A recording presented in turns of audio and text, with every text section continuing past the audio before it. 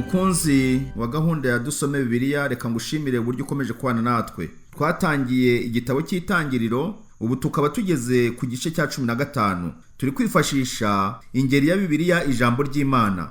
Ubasha kwifashisha iyo ufite mu rurimi urwo arirwo rwose waba ubasha kumva, cyaba Ikinyarwanda nka Bibiliya yera, cyaba Igifaransa, cyaba Icyongereza cyangwa se Igiswahili, bitewe n'ururimi ubasha gukurikira tukagendana.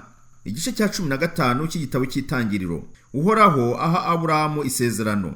Nyuma y'ibyo Uhoraho abonekera Aburamu, aramubwira ati, Aburamu we, ntukagire icyo utinya, ndi ingabo igukingira kandi nzaguha ingororano ikomeye. Aburamu aramubaza ati, Nyagasani Uhoraho, kumpa iyo ngororano bizamarira iki, kandi ngiye kuzapfa bucike? Eliyezeri w'i Damasi niwe uzasigara mu byanjye, kandi ari umwe mu bagaragu banjye. Niwe uzanzungura kuko nta rubyaro wampaye. Uhoraho aramusubiza ati, ntabwo ari Eliyezeri uzakuzungura, ahubwo uzazungurwa n'umuhungu uzibyarira. Nuko Uhoraho ajyana Aburamu hanze, aramubwira ati, itegereze ziriya nyenyeri ziri ku ijuru, urabona ushobora kuzibara se? Urubyaro rwawe niko ruzangana. Aburamu yizera Uhoraho, bituma Uhoraho amubara nk'intungane. Uhoraho yungamo ati, ni jyewe Uhoraho watumye wimuka mu mujyi wa Uri mu Bukaludaya, kugira ngo nguhe iki gihugu ho gakondo. Aburamu aramubaza ati, Nyagasani Uhoraho, nzemezwa n'iki ko uzakimpa? Uhoraho aramusubiza ati, nzanira inyana imaze imyaka 3 ivutse, n'ihene y'imyaka 3, n'isekurume y'intama nayo y'imyaka 3, hamwe n'inuma 2. Aburamu arabizana byose, abisaturamo kabiri, bisate bimwe abitondekanya iburyo ibindi ibumoso biteganye, ariko inuma ntiyazisatura.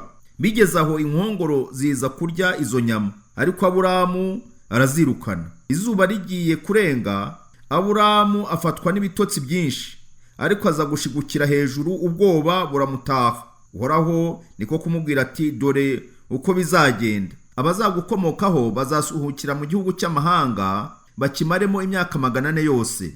Bazafatwa nabi, bakore imirimo y'agahato, ariko nzahana igihugu kizabakoresha agahato, hanyuma bazakivamo bafite ubutunzi bwinshi. Naho wowe uzisazira neza, utabaruka amahoro, bagushyingure uko bikwiye. Abazagukomokaho nibamara ibisekuruza 4 muri icyo gihugu, bazagaruka ino. Icyo gihe ibyaha by'Abamori bizaba byararenze ihaniro. Izuba rimaze kurenga, hacura umwijima, nuko haboneka icyotero gicumbeka n'ifumba igurumana, binyura hagati ya bya bisate by'amatungo.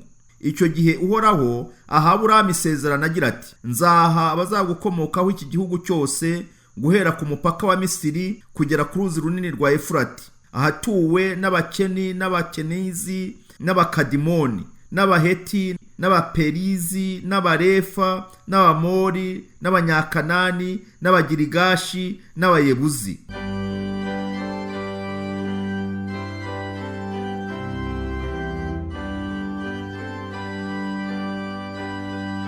Nyuma y'uko dusomeye hamwe igitabo cy'Itangiriro igice cya 15, tegera amatwi ibi bibazo kandi ubishakira ibisubizo.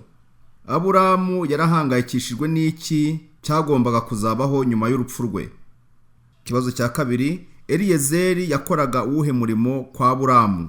Ikibazo cya gatatu, Uhoraho yahishuriye Aburamu ko ari nde watumye bava muri Uri yo mu Bukaludaya? Ikibazo cya kane, Imana yabwiye Aburamu ko abamukomokaho bazasuhuka imyaka ingahe? Ikibazo cya gatanu ari nacyo cya nyuma, ni icyo Aburamu yabwiwe kizaba nyuma y'imyaka 400 y'ubusuhuke?